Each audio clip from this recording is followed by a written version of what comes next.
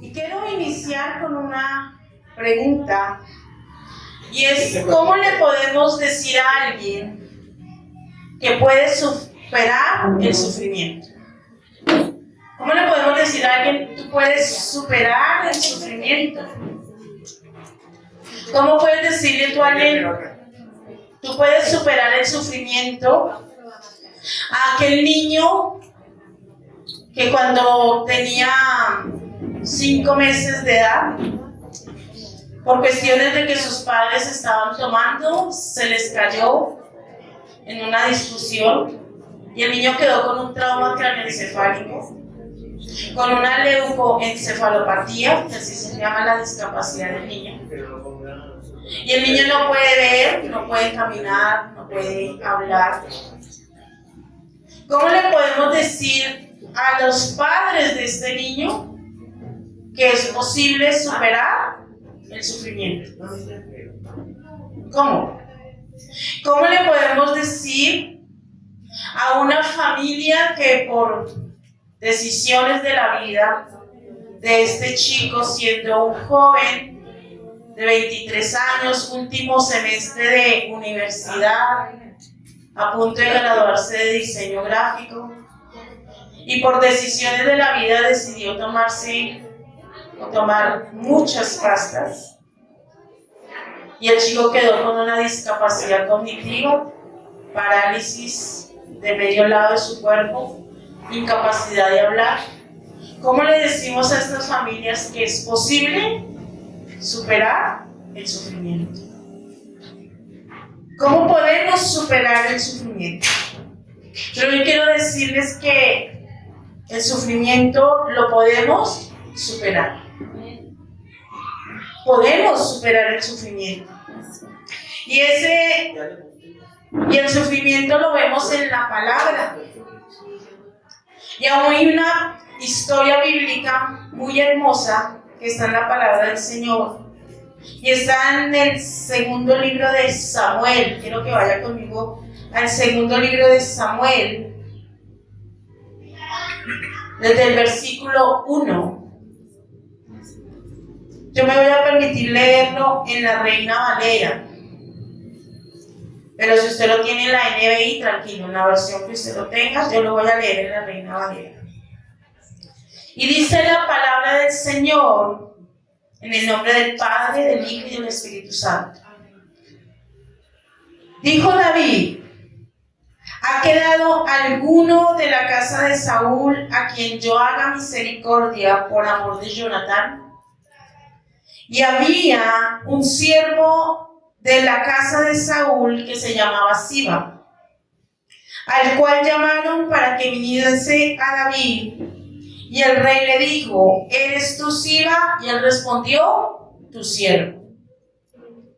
El rey le dijo: no ha quedado nadie de la casa de Saúl a quien yo haga misericordia de Dios.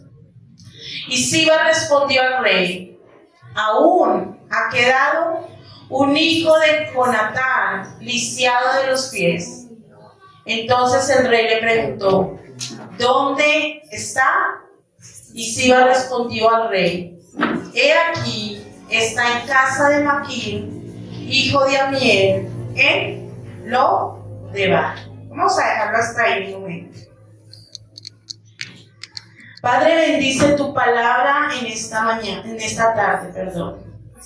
Señor, que seamos tierra fértil para que tu palabra dé fruto abundante.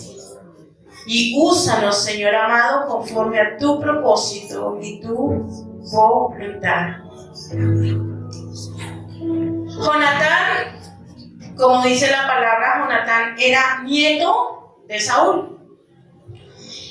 Y la palabra del Señor nos dice y nos habla que este hombre, más adelante vamos a ver el nombre, pero este hombre se llamaba Mefiboset. Y Mefiboset estaba lisiado de ambos pies. La palabra del Señor nos dice que cuando fueron a atacar a Saúl y a matar a Saúl, su nodriza lo cogió de manera apresurada y cuando iba corriendo con él, se le cayó. Y eso generó que él quedara cojo de por vida. Así que Mefiboset, siendo tan pequeño, empieza una vida de sufrimiento. Porque el sufrimiento no solamente inicia en cualquier etapa de nuestra vida.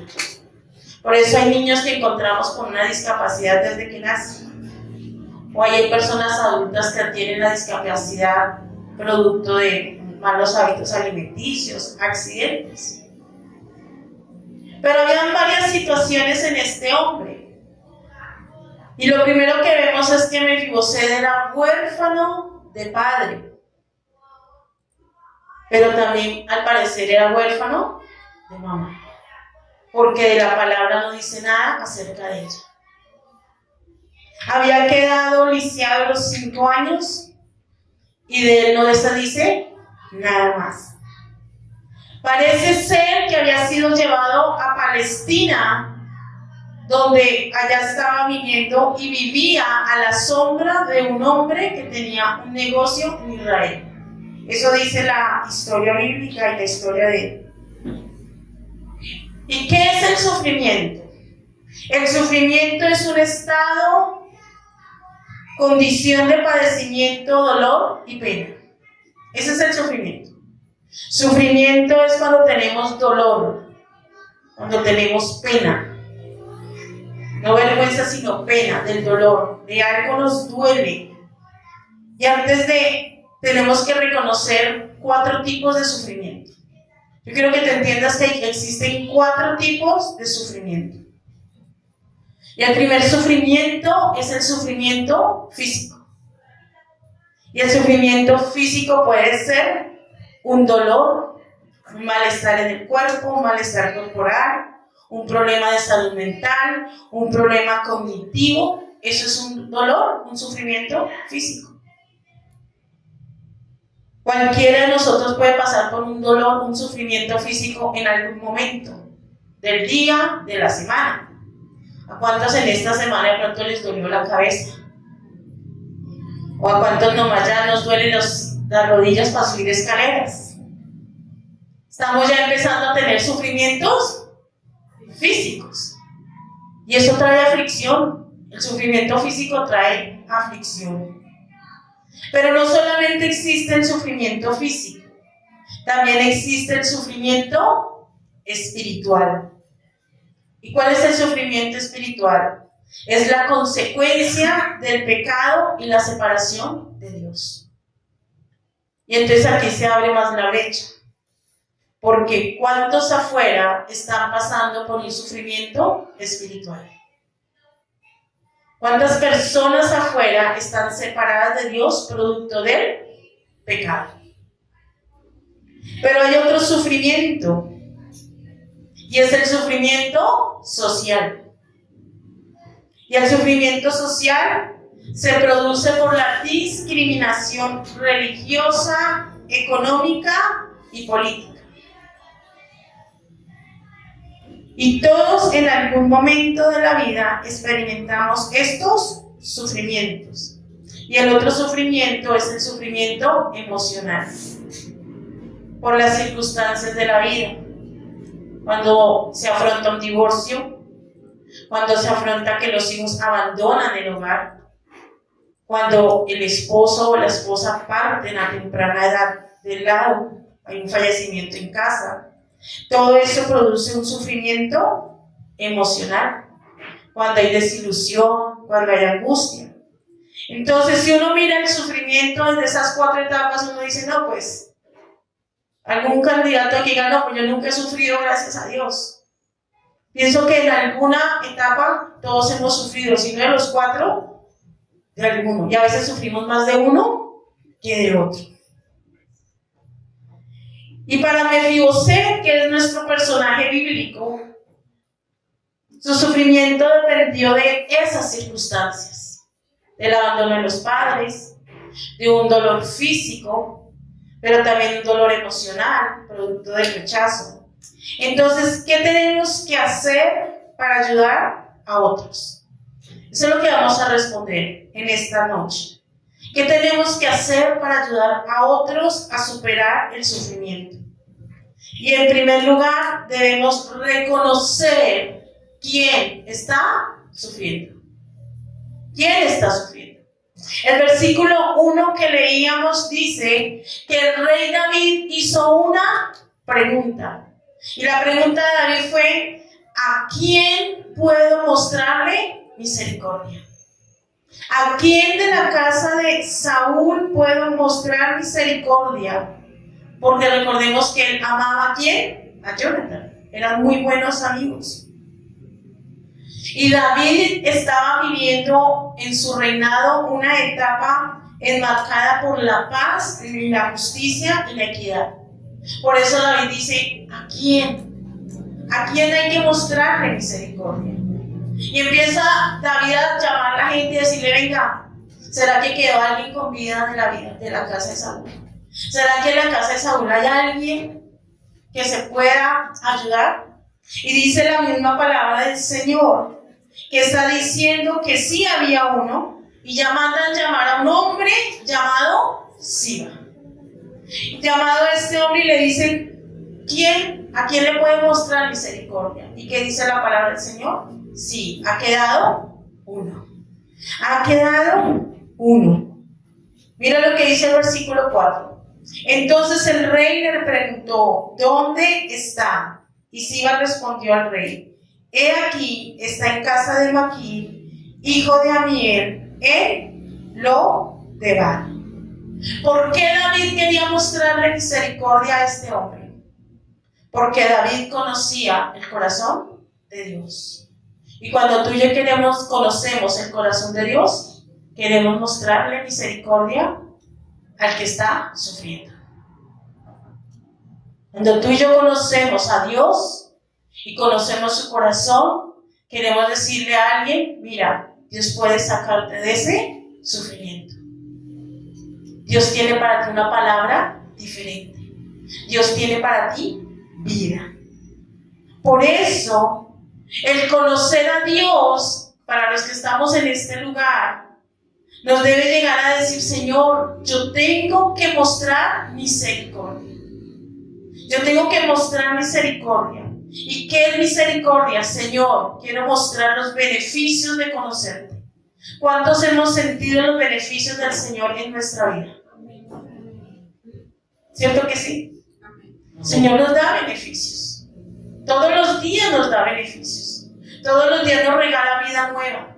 Todos los días nos da nuevas oportunidades. Y aún la palabra del Señor dice que aunque estemos en angustia, en la noche, en la mañana levantamos con paz. Eso es un beneficio.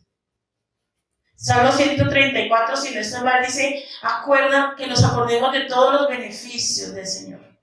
Dice: bendice alma mía al Señor y no olvides ninguno de sus beneficios. Él es que te corona de favores y de misericordias. Él es el que sacia de bien tu boca. Él es el que te rejuvenece, el que te da fuerzas, el que te levanta, el que te anima. O sea, tenemos altísimos beneficios. Entonces, mostrarle misericordia a alguien implica que debemos darlo sin medida. Y eso quiere decir que no interesa lo que eso implique. No interesa si tú, iglesia, porque tú eres la iglesia, tienes que ir y tocar una puerta y decir: venga, estoy para ayudarle. Venga, mire, está viendo, tienes hoy para el desayuno. Yo tampoco tendré mucho, pero venga, yo te ayudo, yo te doy. ¿Qué recursos necesitas? Es que me tengo que desplazar aquí hacia arriba y eso es feo de allá. No interesa, si nos toque desplazarnos, así nos toque caminar. Porque el Señor dice: yo quiero que ustedes miren que hay alguien que necesita misericordia. Hay alguien que necesita. Hay alguien que necesita misericordia. Y entonces dice el versículo 6, mira lo que dice el versículo 6. Perdón, desde el 5. Dice: entonces el rey David le trajo de la casa de Maquir, hijo de Amiel, de Lo-debar. Y vino Mefiboset, hijo de Jonatán, hijo de Saúl, a David, y se postró sobre su rostro e hizo reverencia, y dijo David: Mefiboset, y él respondió: aquí tu siervo, aquí tu siervo. aquí está tu siervo. Y aquí vemos que él estaba en una condición física que dice la palabra que estaba tullido. Y muchas veces nosotros nos referimos a otras personas bajo su condición. En vez de alentarlas, entonces nos vamos a su condición. Mefiboset era conocido porque era el tullido de Israel, el que vive arrastrándose, el que no se puede mover. Desafortunadamente hoy en día estamos en medio de un mundo que no ama sino encasilla. Y este mundo encasilla y etiqueta por la condición. Y podemos a veces referirnos a las personas, allá va el de las muletas, allá está el de la silla de ruedas, allá está ese tonto, allá está ese bobo, ese niño que no habla, ese niño que es cansón, ese es un vago, ese chico que mete vicio. Nosotros no podemos hablar como habla el mundo, porque el mundo habla así. Pero nosotros como hijos de Dios tenemos que hablar diferente. Y nosotros tenemos que decir, ¿qué puedo hacer por Él? ¿Qué puedo hacer por el que consume? ¿Qué puedo hacer por aquel que está en silla de ruedas? ¿Qué puedo hacer por aquel que tiene una discapacidad? ¿Qué puedo hacer? ¿Cómo puedo aliviar su dolor? ¿Cómo puedo aliviar a esa pareja que les contaba? Esos dos casos que les conté son casos que tengo cercanos. Y dice uno, ¿cómo te puedo ayudar para que ese dolor de tu hijo se vaya?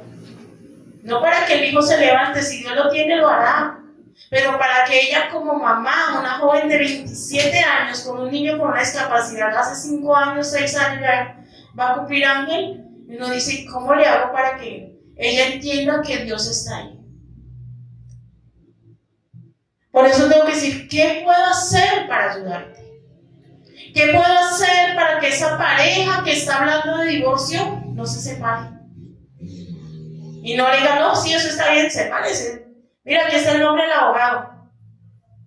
No, tenemos que hacer respuesta y decirle, no, mire, hay solución. Tú puedes pasar de ese sufrimiento.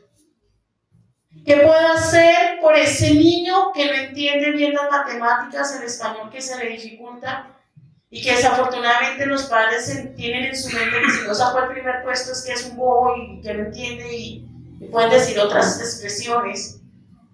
¿Qué podemos hacer por ellos? ¿Qué podemos hacer por los ancianos de nuestras comunidades? ¿Qué podemos hacer por los consumidores de nuestras comunidades? Porque están sufriendo. Y la respuesta está en la iglesia. La respuesta la tenemos tú y yo. Somos la respuesta. Por eso David, que conocía a un Dios de misericordia, y dice, Dios, tú me salvaste de la muerte. Tú me has perdonado mi pecado. Por eso el Salmo 51 es tan bello. Tú me has hecho rey, a pesar de, me hiciste rey. A pesar de todo lo que he hecho, me escondiste de mis enemigos. Por eso David dice, necesito mostrar misericordia. Y si la misericordia a ti, la misericordia de Dios te ha alcanzado, no es para ti, es para todos los que están sufriendo. Es para los que están sufriendo. En segundo lugar, para ayudar a otros a superar el sufrimiento, debemos sacarlos de su condición. Mira lo que dice el versículo 4 nuevamente en adelante, dice, entonces el rey le preguntó, ¿dónde está? Está en casa de Maquir, hijo de Amiel, en Lodebar. Entonces el rey David mandó a buscarlo a casa de Maquir, hijo de Amiel, en Lodebar. Cuando Mefiboset, que era hijo de Jonatán y nieto de Saúl, estuvo en presencia de David, se inclinó ante él, rostro en tierra. ¿Qué pregunta le hizo? ¿Tú eres Mefiboset?, le preguntó David. A las órdenes de su majestad respondió. Versículo 7.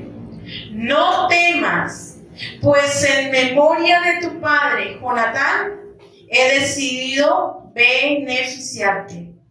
Voy a devolverte todas las tierras que le pertenecían a tu abuelo Saúl, y de ahora en adelante te sentarás. ¿A dónde se iba a sentar? A mi mesa. Versículo 8. Mefiboset se inclinó y dijo, mira esa pregunta que hace Mefiboset, dice, ¿y quién es este siervo suyo para que su majestad se fije en él? Mire cómo se trataba Mefiboset. Dice, si no valgo más que un perro muerto.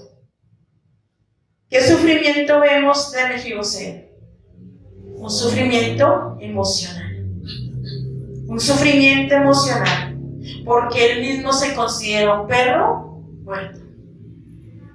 O sea que se consideraba lo más inmundo que podía existir en ese tiempo. ¿Dónde vivía?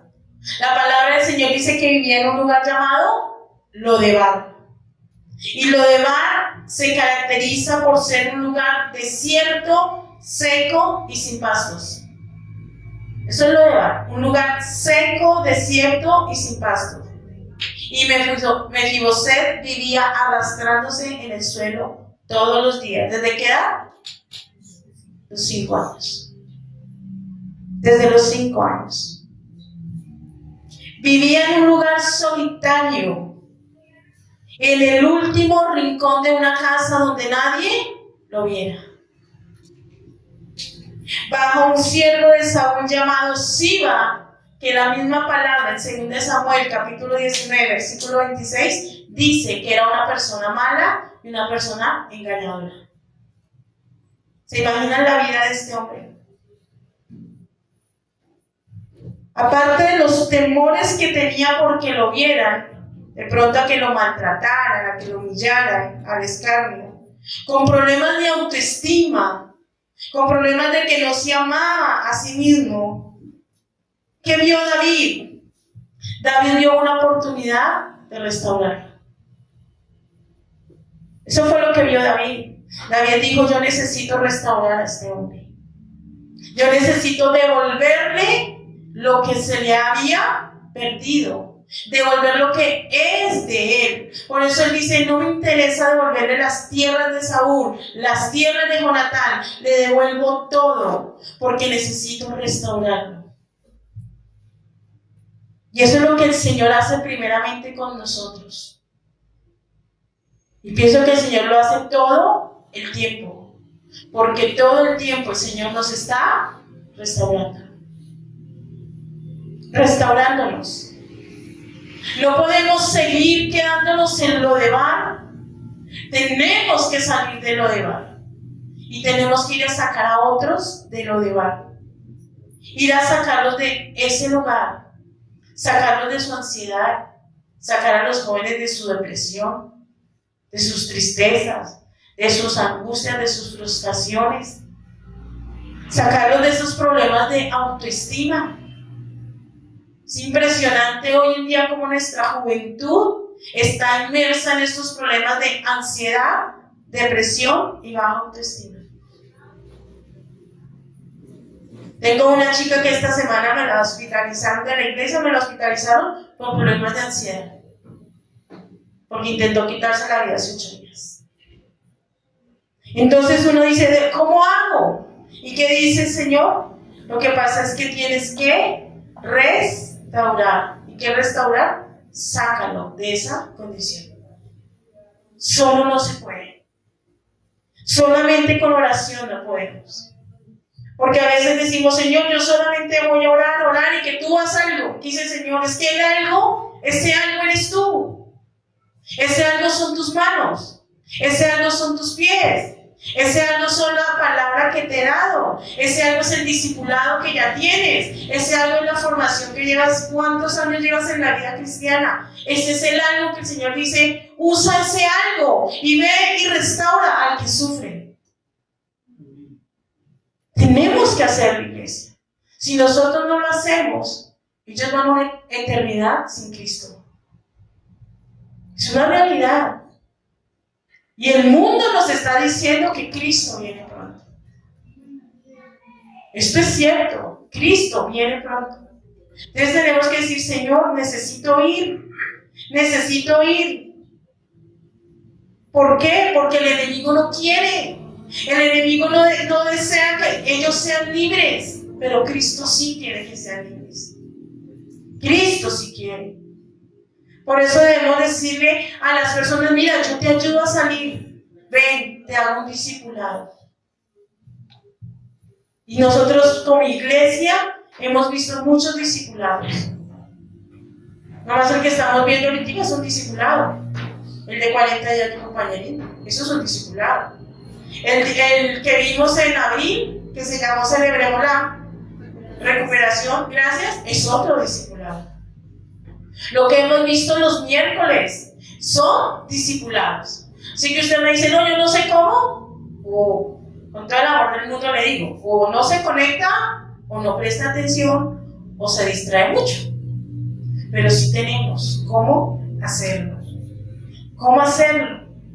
Pero posiblemente algunos están hoy en lo de bar por sus actitudes, porque tienen miedo, porque su corazón está lleno de amargura, su corazón está lleno de rencor, no quieren perdonar, no quieren soltar esa herida. Y eso es lo de bar, quedarme ahí quieto. Por eso dice el Señor, yo te quiero sacar de ahí. Por eso el Señor usó a David para que sacara a Jonatán de su soledad. Dios quiere sacarte de esa soledad. Dios quiere sacarte de eso en lo que te has metido. Dios quiere que no estés más triste, sea por esa pérdida que tuviste. Dios dice, yo también estoy ahí. ¿Te duele? Claro que te duele. Pero Dios está ahí. Acércate a Dios como lo hizo este hombre. Oiga, sin miedo. Me acerco a Dios sin miedo. Me acerco a Dios porque lo amo. Me acerco a Dios porque Él no me condena. Me acerco a Dios porque Él no me juzga. Me acerco a Dios porque Él me ama tal y como soy. Me acerco a Dios porque Él me da vida. Y me da vida en abundancia. Y Él quiere lo bueno para mí y no lo malo. Por eso me acerco a Dios. Por eso es necesario que nosotros como iglesia entendamos que tenemos una tarea que hacer. Una tarea grande, no es una tarea pequeña, es una tarea grande. Ir y sacarlos de su condición. Ir y sacarlos de esa condición en la que están. Y posiblemente en una condición está, puede ser un familiar tuyo. Puede que un familiar tuyo esté pasando por situaciones difíciles. Y el Señor te dice, es que eres tú. No espere que llegue alguien más, eres tú. Soy yo. Esa es nuestra tarea. En tercer lugar, para ayudar a otros a superar el sufrimiento, debemos reconciliarlos con Dios. Mira lo que dice el versículo 9 en adelante.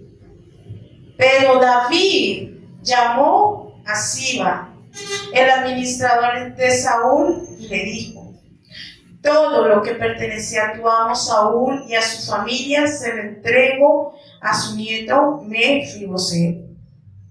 Tú puedes labrar la tierra, tú con tus hijos y tus siervos, y almacenarás los frutos para que el hijo de tu señor tenga pan para comer.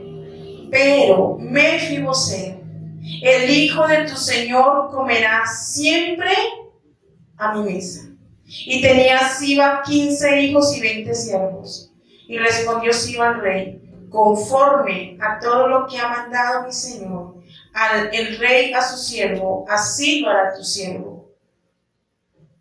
Mefiboset, dijo el rey, comerá a mi mesa como uno de los hijos del rey. Y tenía Mefiboset un hijo pequeño que se llamaba Micaía. Y toda la familia de la casa de Siba eran siervos de Mefiboset. Y moraba Mefiboset en Jerusalén, porque comía siempre a la mesa del rey, y estaba lisiado de ambos pies. A mí esta palabra me da vida, porque yo digo, Señor, a pesar de que él seguía como tullido de los pies. Porque aquí no vemos que el Señor dice, no, para sentarse en la mesa el Señor hizo que él volviera a caminar. lo había podido hacer. Pero que digo, el Señor, no interesa. Aún con esa marca de dolor, puedes venir a mi mesa a sentarte. Aún con esa marca de dolor, nos podemos sentar en la mesa del Rey. Porque en la mesa del Rey comían todos sus hijos. ¿Quiénes comían en la mesa del Rey? Todos sus hijos. ¿Qué pasó con Mefiboset? Fue adoptado siendo adulto. Y eso fue lo que hizo el Señor Jesús con nosotros. ¿Qué hizo el Señor con nosotros? Nos adoptó. ¿Qué dijo? Ahora eres mi hijo. Ahora eres mi hija. Siéntate a mi mesa. Siéntate a mi mesa. Tú no estás solo. Siéntate a la mesa del Rey. Tú no eres aquel que ya no tiene, que dice, no valgo nada. No, vales mucho. Eres hijo del Rey. Eres hijo del Rey. Aceptar esa realidad. Yo me imagino a Mefiboset aceptando esa realidad y diciendo, ¿cómo así? ¿Va a sentar en una mesa? Si los hijos del rey estaban ahí, todos sus hijos estaban robando, estaban todos sus hijos ahí sentados. Pero ¿qué le dijo a David? No interesa, tú ahora eres mi hijo. Puedes deleitarte de todo lo que hay en esta mesa. Es también para ti. Ya no tienes que pedir permiso, ya no tienes que arrastrarte, ya no tienes que decir, venga, me regalan un pan. Lo sacaron de lo de bar. Ahora tienes el privilegio de estar en la mesa. Cuando tú y yo entendemos que el Señor nos sacó de lo de bar y podemos estar en la mesa, el Señor dice, acepta mis privilegios.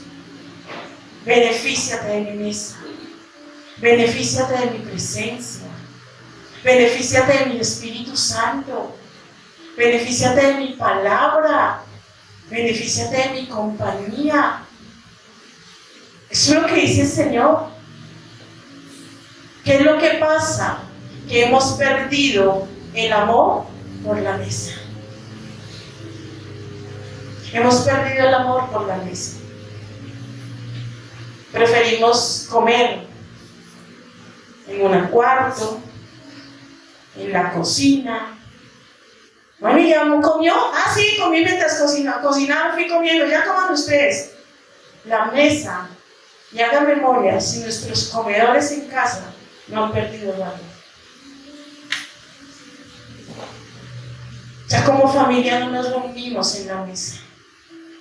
Cada uno come por aparte.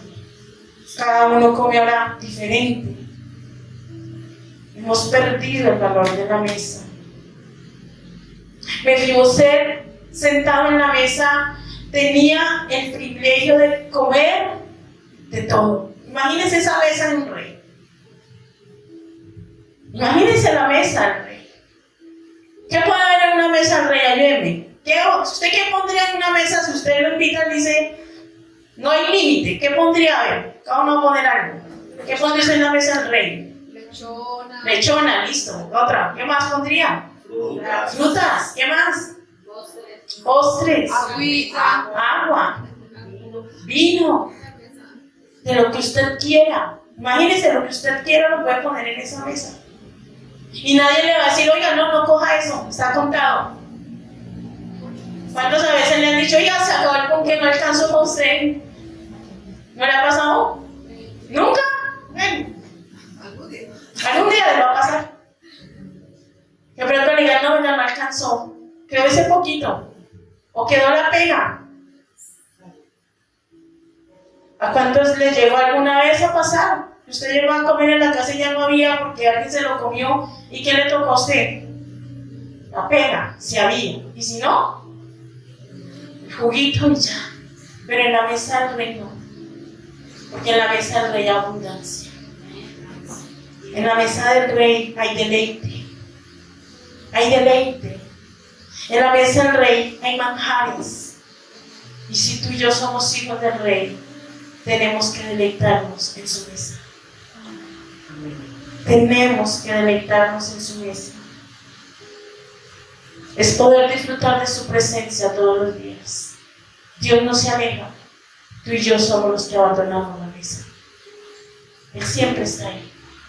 Él siempre está dispuesto. Por eso la palabra del Señor dice, los que creen en su nombre, les dio la potestad de ser hechos hijos de Dios. Hijos de Dios.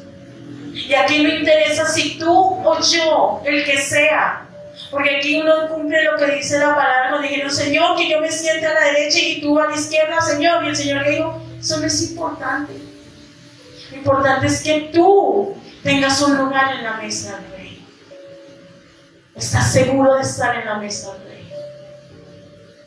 ¿Estás confiado de que estás en la mesa del Rey? Me interesa la silla. Me interesa si cuando lleguemos a la mesa del Rey llevamos marcas de separación, de humillación. Me interesa si a la mesa del Rey llevamos dolor porque hablaron mal de nosotros, porque nos dijeron que no valíamos. Me interesa si a la mesa del Rey llevamos dolor porque los hijos nos abandonaron. Me interesa esa marca, me interesa. Lo que interesa es que tu nombre esté en la silla. Eso es lo único que nos debe interesar. Lo único que nos debe interesar.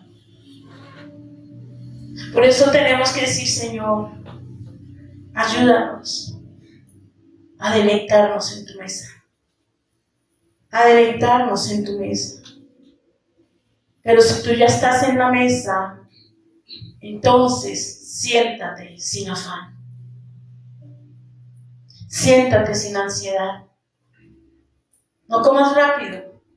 No hay nada más incómodo que ver a alguien comer rápido.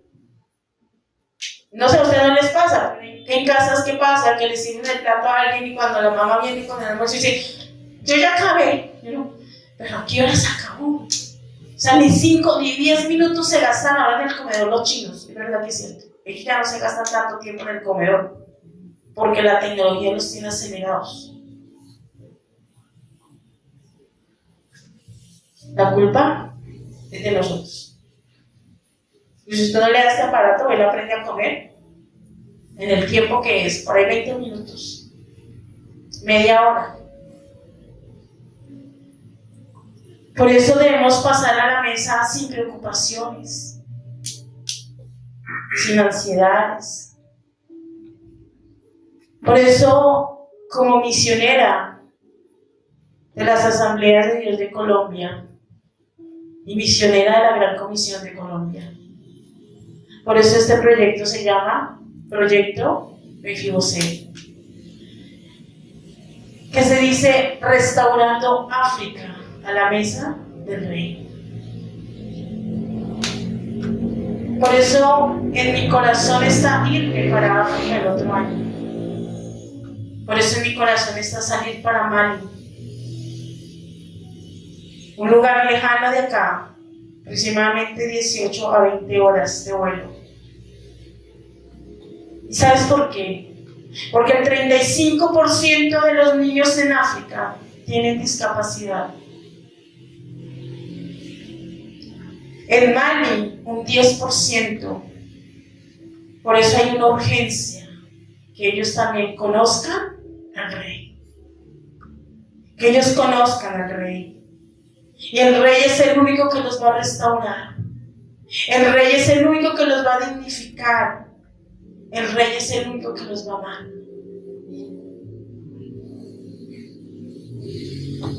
Por eso tenemos que decirle, Señor, ayúdame. Ayúdame, Señor.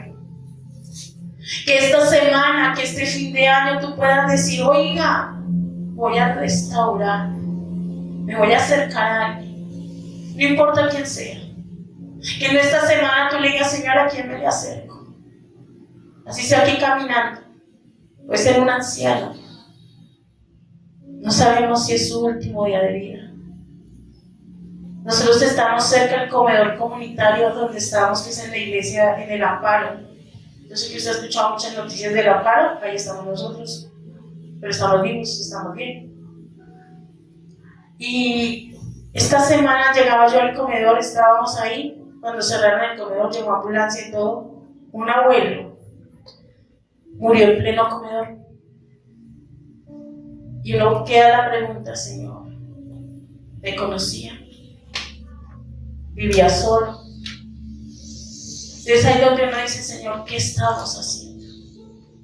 Porque nos acomodamos a nosotros, pero afuera hay mucho, mucho por hacer.